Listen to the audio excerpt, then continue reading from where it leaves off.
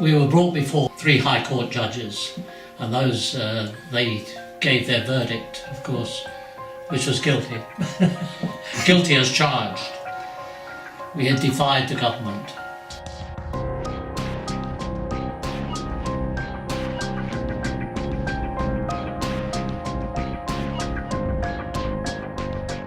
So the Tories said, we're cutting the central funding and we're going to stop you from raising money locally. And we said, sod you. If that's the case, we won't raise any money locally. What will happen is that the local government will come to a halt.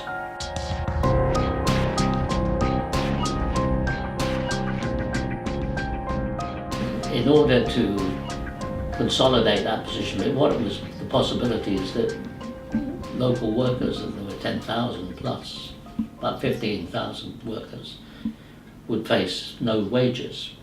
But obviously they maintained the services, were going to maintain the services even without pay, so that working class families weren't going to suffer in that process.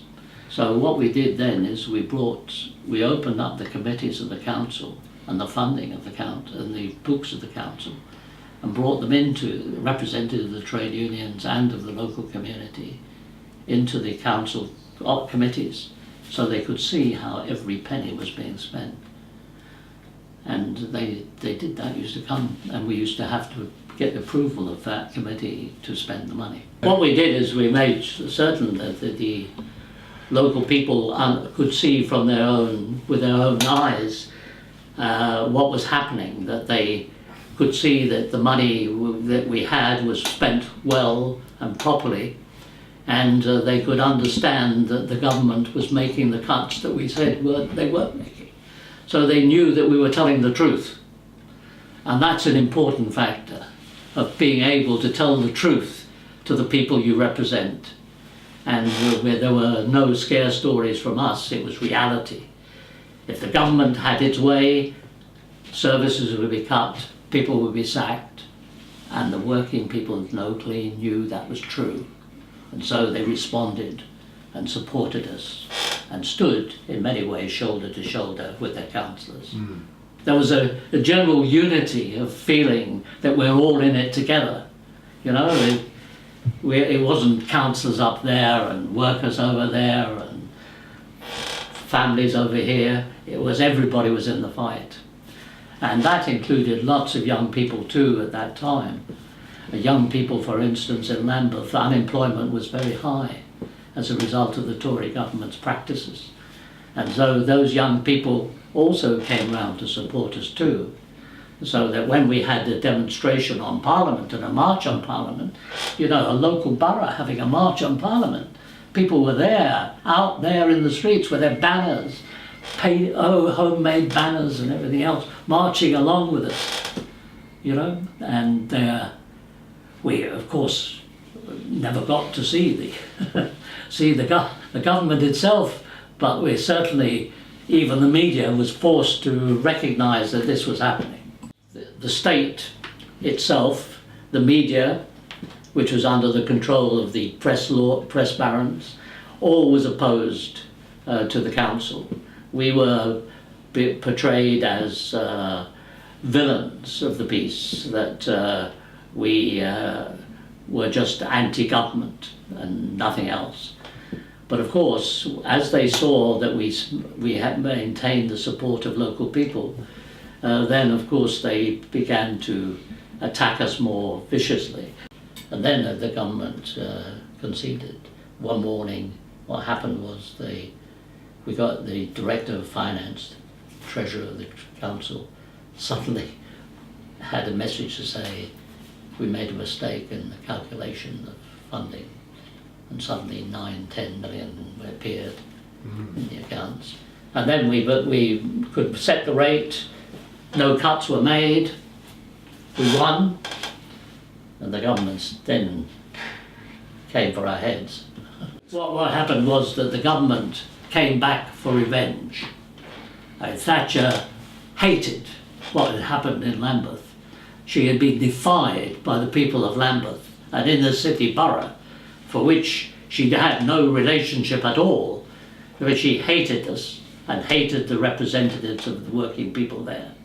So they came for revenge, and what they did is they sent in what was called the district auditor, and he said if we had raised the rate at the time instead of not raising it, and if we put it into a bank it would have earned some interest. Well, that wasn't of course how local government finance worked anyway, because the money was used in all sorts of directions. But that was how they did it. And so they said, each of you councillors are responsible for something like £500,000 of money. Each individual was responsible, and they demanded we pay it back. Well, of course we couldn't do that. They also said that we should be barred. So we appealed to the courts. And the courts, of course, were on the side of the government. And the three judges stood above us, and they said, when we told them that we had fought an election on the basis of refusing to make the cuts, they said, manifestos are meaningless. The government has asked you to do it, you refuse to accept the government, therefore you're guilty. And so banned us from ever standing for 5 years as local councillors, charged us the costs of it happening, the costs of the court, the costs of the government, and so in the end we were faced with a bill of something there heading towards £750,000, which each of us was responsible for. And so we had to, in the end, to come to an agreement to raise that money. And what we did is we went to the trade unions, we went to local people, we went to the labour movement in the country as a whole and explained, and so collections were taken right across the country, and we were able to repay that money to the courts and so prevent our individual councillors from being made bankrupt themselves. So the labour movement respected the stand that Lambeth had made. The present democratic structures that we have in this country, so-called democratic structures, are designed to maintain the dominance of wealth within the society. They are reflections of the ownership, private ownership of the means of wealth and production. So I'm in favour of a convention that should take place where working people will come together with the labour movement to work out how best democratic procedures can operate. And I think Jeremy Corbyn today is telling the truth too. He is actually saying that the few is dominating the majority. What he's saying is that the few are cornering the wealth of the nation and are not paying their way and not meeting their responsibilities, and that as a consequence ordinary people are actually paying a very heavy price. He said it's not necessary in this wealthy country that people should be in poverty. It's not necessary that thousands of people should be living on the streets and sleeping on the streets at night. But it isn't necessary that 4 million children should be in poverty. That we can change all that. And we can only change it, though, by taking over the levers of power in the economy.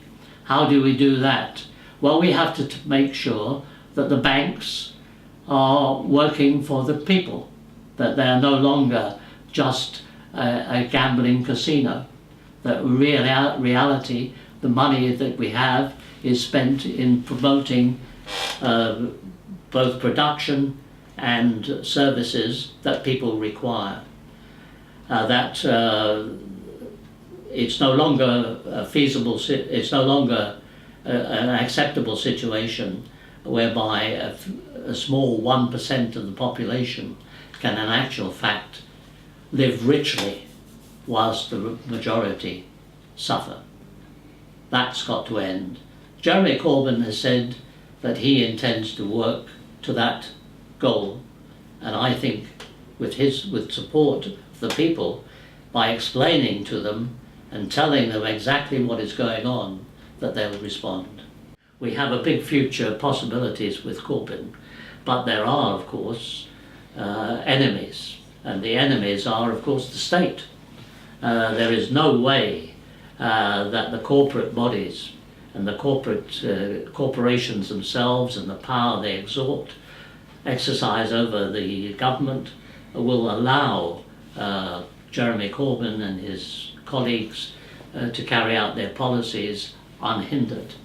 And we have got to be prepared to defend Jeremy Corbyn and a new Labour government that comes to power against a possible coup or a possible overthrow of that government. And our friend John McDonnell has rightly said that we have to be prepared to wage battle, if need be, against those forces to survive.